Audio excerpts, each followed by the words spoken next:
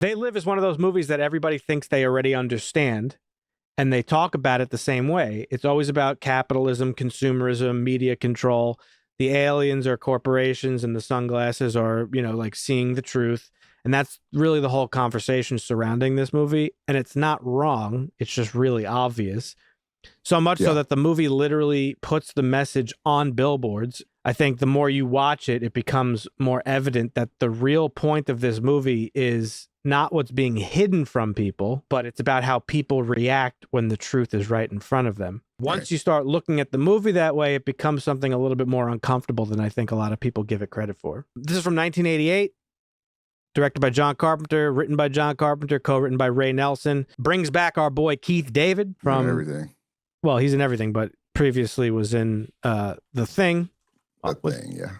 Also John Carpenter, of course. And also starring Barbershop. Yeah, true. Another John Carpenter classic.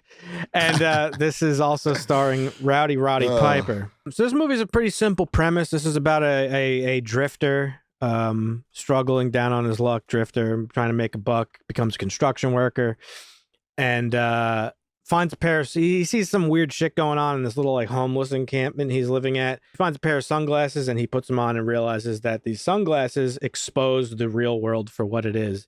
And it is a world of consumerism and drone-like behavior where we are being influenced by things and forces that we can't see. The thing about this movie that I think is tragic is that it kind of falls behind John Carpenter's other movies like Halloween and The Thing. When you discuss John Carpenter movies, it's labeled as a cult classic, which oftentimes is more of a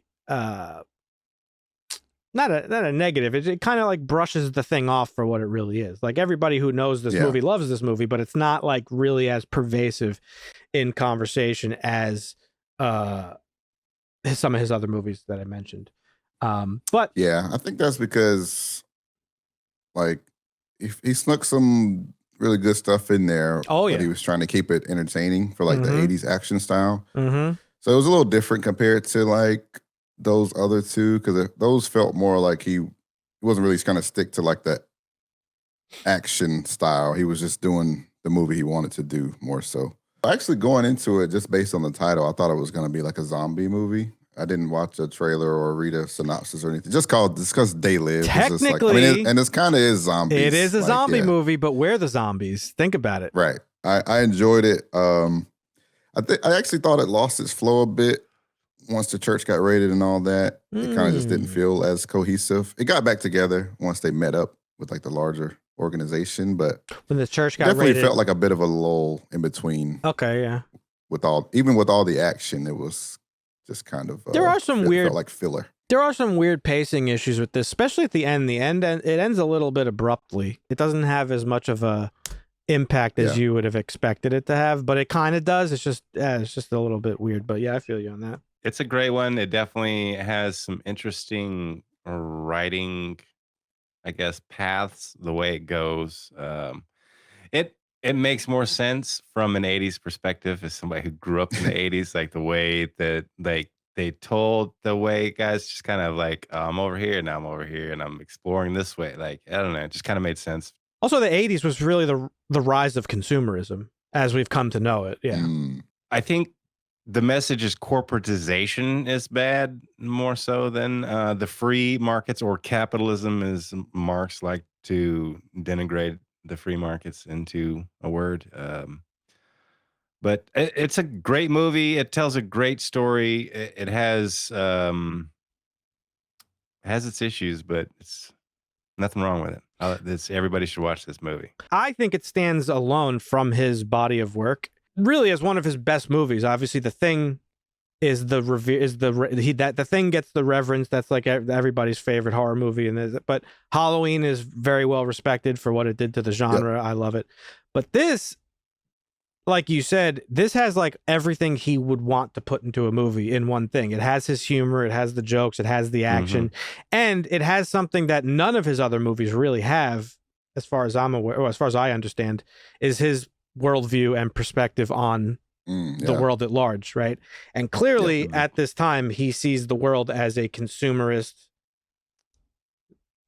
zombie The system we built is toxic. Correct. And we're still living in it, and we're seeing how toxic it actually is now, because we're online and it's super toxic. Oh, well, that's why I picked it. It's like still prevalent today, worse than it was back then, because there's more avenues of manipulation and control. And so the themes in this movie, like, yeah, the aliens are supposed to represent like big corporations and stuff. The sunglasses are supposed to be like critically thinking and seeing the world for what it really is. You know, you get the messages of obey, consume, reproduce, and it speaks about media manipulation. There's a reason why the signal in this movie is coming from the rooftop of like a major news network. I don't know if you caught the spray paint on the wall of the church, but it's like one of my favorite taglines ever. It's they live, we sleep. We sleep. Yep. Yeah. This movie was basically like saying like only an alien could do what the 1% does to humans in order to reach that level of wealth. Like, yeah, you have to be. You would think like no alien. real human would step on the backs of others to get to a higher pedestal. Right. No one from this planet could sit by and watch like how our homeless people struggle and do nothing about it, right? And so on. But we do see this happening every day in the real world. So you ask yourself, like, why wouldn't they just look through the glasses? Like he's begging them to look through the glasses, and he's like, you realize it's kind of the same as real life. Like, so you choose to look the other way. So you took away the same thing that I was going to talk about. The conversation around this movie is always about like, oh, this movie exposed like the truth about corporations and like how we're like, if you're smoking weed in a group, it's like, yeah, we're just fucking drones, man. Like we're just under their control. Yeah, that's the obvious thing. He literally wrote. That's the obvious one. Yeah. Words. It's obvious. But what you took away is something that nobody really talks about in this movie. It's how people react when the truth is given to them. Right. That's the point of this movie. That's the horror of this. Isn't a horror movie, it's a sci-fi, but that's the horror of this movie. And it happens in multiple cases, but we'll get into it in a second. Continue what you're talking about.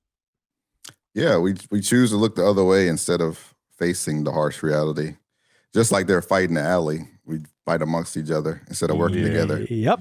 All to keep the status quo. It's crazy. Yeah. And what happened? That fight scene was actually straight out of WrestleMania, but it makes sense that it's fucking Roddy Piper. Yeah. I mean, this movie has... It was a bit long though. Like I was like, okay, I loved it. We gotta wrap this up. If there's two things about this movie that are like in the cultural zeitgeist besides the obvious like consumerism shit, it's that fight is the thing that everybody remembers, and also I've come here to chew bubble gum and kick ass, and I'm all out of bubble gum. His one-liners are so fucking good in this movie. Yeah. And that's another funny thing about this is that, again, this movie is like true John Carpenter. And when you go watch some of his later films, this is what you get when you watch like Big Trouble in Little China and Escape from New York and this. They're B movies, like dark comedies, like there's a little bit of everything in there. I'm glad that you took away the same thing that I did, because that's the thing that nobody really ever talks about. And that's the part people often skip over, is how everybody reacts once the truth is right in front of their face. And you know, Nada finds the glasses, right? And immediately sees the truth. And his instinct right away is to show other people, which is the correct thing to do. Like, hey, look what's going on. Like, we need to fight back against this. The fight scene that you just mentioned, Nada's literally trying to get him to put on the glasses. And he's like, I don't want to know whatever it is you want to show me. Yeah. Like, just, I don't want to be involved, man. I told you. Yep. And he had the job. He just wants the status quo. Like, just keep it going. Yeah, he's got that mortgage, bro. He's got a kid. He's got a wife. He ain't trying to around. You can't, because if you up the system, you everything up in your life, man. That's part of the messaging of it. Is like I see that you are trying to make me see something, but I don't want to see it, because that could potentially ruin everything that I have that's stable, and people are afraid of, I guess, instability. Anarchy. I mean, anarchy isn't pretty. Like, you know, it gets romanticized all the time, but that's also that's how the system works too, right? For sure. Like, the system keeps you lulled into complacency because either you're in a position to where you can't really do anything. I mean, no one person can do anything, right? But like, that's not the point I'm making. The point I'm making is like, some people just can't go out and protest. Some people can't go vote even in our country. We see it Right. all the time. Yeah. They like how much Yeah. like even in the most recent elections, we saw a bunch of voter disenfranchisement where like especially in like lower income cities and neighborhoods, they like close down voting places and move them miles away. So now how does a mother of 3 with like 2 jobs trying to support her kids, pick them up from school and do all this stuff, get out to vote? And so they say here in the United States we have freedoms, but we don't really. When you strip everything away, yeah, okay, you go buy a gun at Walmart in some states, cool. But like we don't really have the freedoms that we think we have. We have the freedoms that are given to us, very carefully given to us for very specific reasons. And it's like what George Carlin has said many times in his life. You have the illusion of choice. Go ahead, Dusty. You're shaking your head. I know you're a beacon of you're a firm supporter of capitalism and the free country we live in, but you know it's not free. Come on. No, we're absolutely not free, and we're not free because we continue to give power to the government institutions that we think need to take care of us, when in actuality we are perfectly capable of taking care of ourselves, and we don't need a federal government that spends $6 trillion or $30 trillion or however much money they spend every year on foreign countries and foreign wars that we didn't vote for, that Congress didn't vote for, that any of these things. Like, we are not living in a free society. No, I will absolutely grant that. But that is because we gave the power away. You give the power away. But we have. Yes, we have given it away. We gave it. We did this. Now, and you can say, well, I didn't do this because I didn't do this because I grew up in an era. I didn't vote for Bill. No, the boomers Clinton, did it. The boomers did it. Bill Clinton deregulated Glass-Steagall, which caused the 2008 financial crisis that caused me to lose like $50,000 or $60,000 in my 401k account when the fucking housing market crashed and the stock market crashed. So like I understand all this and how it's all bullshit and it's all repeatable. And like, I'm of the age where I am, what is the word? Flippant about it. And I don't know, like, I've seen the cycle, and I'm telling you guys, like, hey, yeah, you're going to be as disillusioned as I am in about 10 or 20 years, because it's the same cycle. It just keeps repeating. And it's because we keep giving them power.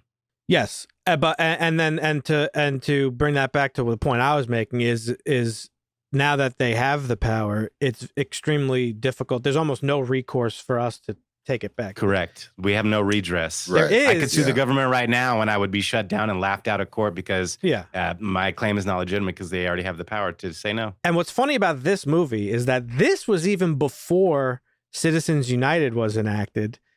And for those of you that don't know, Citizens United is a Supreme Court decision that it's about campaign finance law, and it essentially gives corporations the same First Amendment rights as people, saying that corporations have a First Amendment freedom of speech right to donate to support political causes the same way individual people do, which is the most horseshit, nonsensical thing. Corporations are people too. That's ever was happened. The meme. Right. So now in modern day, corporations are, under the eyes of the law and the Constitution, treated as people. And so they have the same rights that we do. That's crazy, yeah. It's called corporate personhood. You mentioned, they live, we sleep, which we saw on the wall. And it reminds me of my problems with some scriptures in the Bible, honestly. It's like the Bible is always preaching to like not worry about life on earth as your paradise is in heaven or whatever, right? Yeah, and it's ridiculous. just bullshit. Like, I should just accept my suffering now and accept the status quo because my good times come later. It's like capitalist propaganda. It's like, it's ridiculous. Like, that's why I've always had issues with that. I mean, it's like an atheistic meme of like that people say. It's like, oh, the Bible was just meant to control, but like literally that's what it is. Like it's a text of like, don't do as I say, and here's why you should do that. And it's like, it's the most dumb thing, but whatever. I agree with you, obviously. You know that. You know that about me. And by the end of this movie, you realize the even darker picture is that the humans are working with these aliens in this movie. Yeah. And so that raises another level of horror in this, is that it's not just about people not wanting to see the truth. It's about people who see the truth and then are complicit and cooperate with it for their own benefit. Now, in the movie, they go through one of these like teleportation devices that the aliens use, and they end up in the White House Correspondents' Dinner where all the billionaires are there, and they're getting a speech from like an alien, and he's the irony. he's like, we made a big. We made some headway today. We took out this terrorist organization that's trying to come after us. The commies, by the way, which I think is hilarious that this movie frames it that way, because that's real life. Everybody that opposes capitalism is a communist and just a terrorist. Okay, cool. Yeah. And so it's also the notion that whatever. I'm not even gonna get into it, but yeah, they're basically just talking like, hey, you guys have all your money, your income has increased by however much percent, and we're all 39%. profiting and doing great. Yeah. And so you've got the situation where the humans have literally given up their like sold out. They sold out, and it's explained to us at one point in the movie what these aliens are. They come from like Andromeda or something like that, and they just come and like suck a planet dry of its resources or whatever, and then they move on to the next one. All right. So the humans are like willingly participating in this for nothing more than momentary gain, because by the enjoying the ride while the planet dies. Exactly. And so I thought sounds kind of familiar. It sure does, doesn't it? I thought they would use the watch technology to escape, not to enter their base. So that was a bit of a twist. I didn't expect that to be that way. Well, because they showed the watch, I was like, oh, okay, so they're going to use this to get out of their base to escape or something. Yeah. But it turns out that's how they enter. So that was a little different. That frames the movie, and one of the other main characters of the movie was played by Meg Foster. Her name is Holly. She's the one who works for the TV station that assistant director of Cable 54. Yeah, that Nada sort of kidnaps for a minute to get a little bit of rest. She throws him out the window, and off screen you realize that she put on the glasses and saw the world for what it was. And once she saw the world for what it was, she chose to sell out. Yeah, I thought she was bad all along, since they hinted, that people were essentially taking bribes to turn a blind eye. They said that at the larger meeting. So I thought she already had been sold out. Yeah, no, because you don't just become an assistant director at the headquarters of their operation without knowing what's going on, right? That's fair. That's the way I see it. It's an interesting interpretation. How do you see it, Dusty? Yeah, I mean, it seemed, because you're like, how do they getting the info? I guess you could make some assumptions like they raided the church because they tracked down the radio waves or something. But people are feeding them information to get them closer and closer. And she shows up. Yeah, she shows up. They get raided. But then also you see her again. It's like she was at the raid. Well, the raid was after she threw him out the window. No, I'm saying she shows up to the larger organization meeting where they got the contacts and stuff. She showed up there. I'm saying she was the mole. Well, at that point, led them to them. At that point, yes. But I'm saying both. I think I don't know if the movie really makes it clear. The way that I have always interpreted is that he shows up with her to her house. She thinks he's just a fucking psychopath. He's like, yo, put these glasses on, put these glasses on. She throws him out the window, calls the police. You would assume the police show up and she puts the glasses on just to be like, all right, what is this guy talking about? Sees the cops for like what they are. I can see that. Freaks the fuck out. The cops are like, we got another one. She sees, and she's like, whoa, whoa, whoa, whoa, whoa. I'll help you out. And at that point, she becomes like she could have just maybe gotten her job on merits alone, because there were other humans that actually worked at the TV station we saw. Yeah. So, but I think assistant director. Yeah, no, that's high up. Listen, that's fair.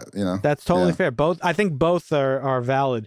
But regardless, she's a key player in that narrative of that, like, for sure. The aliens aren't the most damning thing in this movie. The humans are. The humans that see the world for what it is and choose to participate in it for their own gain.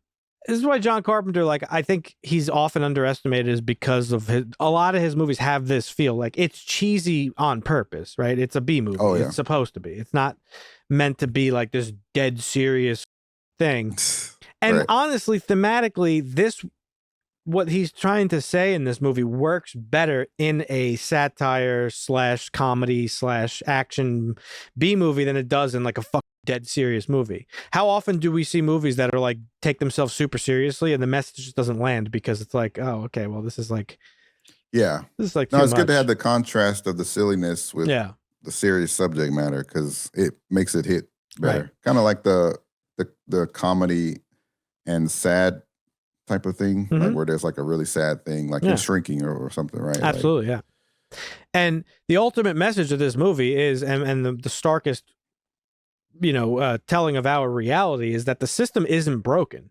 It's working exactly as it's designed to work. Extremely well. Yeah. They even hint at it too. Like, man, you're taking out one station. Like, they control the whole world at this point. It's like, you're just taking out one state, probably, not even right. And a lot of people, the country, a lot of people are fine with it. And that's why the movie still hits today, I think, in 2026, the year of our Lord, where we are probably experiencing late stage capitalism and, the complete and utter corporate takeover of the planet, really, not just of the United States. As Dusty put before, we're spending billions of dollars on God knows what, can't even help our own citizenry with basic things. People can't afford to live, to eat. It's a nightmare. It's this movie. This movie was a warning, and that wasn't listened to. Really, is what this was. And now all this stuff, like with the media aspect of this movie, of like media control and having you under this what's the word I'm looking for? This mind control or this trance manipulation. Yeah, that has just expanded times a million now with social media and algorithms that feed you stuff that you're purposefully seeing. Like, it's madness, actually. And it's a crazy world that we're currently living in. So hopefully, I mean, the end of the movie, I guess, is positive. You said it's it's a little bit, you posed it as a little bit more negative, like where it's like, wow, man, this is just like one city because it's LA, or this is just one state but imagine the control. But I still think it's positive. I thought it was funny to see everybody waking up and to see the aliens in color instead of black and white. Yeah, and you hear the one guy in the background say something like, "You look like shit," or something like that to one of the news people, and that shit cracked me up. That shit was funny. And so the end of the movie, they break the signal, and people, at least in this city, are starting to wake up and see the world for what it really is. Authority is weak and it's brittle, and all it takes is one thing to like bring the whole thing down. And that's kind of how I interpret the end of this movie. It's like, it is. It seems bleak. It's like a global scale, but like, listen, that type of control is, it's hard to keep going in the real world. Like, they're aliens in the movie and have technology beyond our wildest imaginations, but in real life, like, the smallest thing could break the whole thing down. The whole house of cards could come tumbling down. The straw that broke the camel's back, as they say. It goes contrary to something you said earlier, like, not one person can't do anything as far as like the bleakness of this movie, but in the end of the movie, like, he's smiling there, flipping his he's like, hey, fuck you guys, And it wasn't necessarily him as like one person can make a change. He had help. Obviously, Frank was with him, or I don't know. No, one person could absolutely make a difference, but I'm saying one person can't like completely alter. I mean, they can, I guess. You're right. I see what you're saying. Sure, but I think that every rebellion there's some starts messaging somewhere. there. Like, because I mean, we had a rebellion here in the USA not too long ago. We're 250-year celebration coming up this year. And they warned us back then about some of the things that we're living through right now, and we went ahead and were like, fuck you guys, were doing it anyways. And now they're laughing, flipping the finger off. But I was like, we're trying to tell you, I don't know. So thematically, the movie absolutely holds up. As I said, I think it's more relevant today than it was in 1988 when it came out. Which is hilarious. But, so thematically, it's fine. As a movie, I also think it holds up. Despite the 80s cheese and the lack of digital effects and stuff like that. Like, this is just a better movie to me. I mean, than what, like, this is better than any of the CGI slop we get fed nowadays. It's more charm. There's more charm to it. It's somehow more believable to me. Like, I don't know. It's just different. It feels different. It feels better. Even the makeup of the monsters, like the creature design, is not like, it's not like Thing level, funny. But it's funny. It's supposed to be hilarious. So I think this movie is pretty underrated. Not just, I mean, I hate to say it's misunderstood, because I don't want to be that like channel that's like, you were wrong. Underrated? You were wrong about this thing. But like, a lot of people, the way they talk about it, again, I don't think they I don't think they focus in on what this movie was really trying to say, and that is that like the consumerism and the capitalism and stuff, that's just the vehicle for the actual message. But the message of the movie is like really about the people that allow this stuff to happen willingly and don't do anything about it given the opportunity. And that's the scary part about it. Is it underrated? I think it's underrated. It has a 7.2 on IMDb. I would bump this up. I would give this a 9. I don't think it's a perfect movie, but it's definitely up there. 9 for me. Yeah, I actually agree. I wasn't going to give it a 10 just because, like I said, it had a bit of a lull in between. Yeah, there's some like big. There's some stuff in there that could be cleaned up a little bit for sure. Yeah. So it's a 9. All right. Yeah, no, I give this an 8. I don't think it's underrated at all. I think this is a classic movie that's highly touted. Maybe the true message of what you're saying is underrated, and I get that, like the true meaning of what Carpenter was trying to convey. Maybe that's underrated, but I don't think the film itself, as it stands, like I don't necessarily believe it's underrated. 7. I think in plus his on legacy IMDb is pretty relevant film in our. It is, you know. But I think in his legacy, like when you compare it to Halloween and They Live, Sure, and it's like this is kind of like a push to the side a little bit. It's like comparatively, Sure. If you ask somebody about John Carpenter, this probably won't like. They'll be like, oh yeah, Halloween. Oh yeah, Ghost of Mars. What was that one? Nobody will Like ever say They Ghost of Live. Mars, but you. Just FYI. Yeah, I know. I love that movie. It's so good. I Ghost think of most Mars. people would put The Thing above They Live, including myself. People put the thing above everything. They put the thing above Halloween. Right. Like it's the thing is like the. It's just so good, yeah. But there's our thoughts, folks. Marvin watched this for his first time, and he liked it as usual. If you want to watch two beefy men duke it out in an alley for 6 minutes straight, For 6 minutes straight. this is the movie for you. But yeah, definitely check it out. It's a great one. It's definitely up there, I think, in the annals of sci-fi, and will be for a very long time if things don't change in real life. So definitely go check it out. Leave a comment down below if you've seen it already and want to add some of your thoughts. We really appreciate your input. There'll be a playlist down there where you can see some of the other movies that we've made Marvin watch for the first time.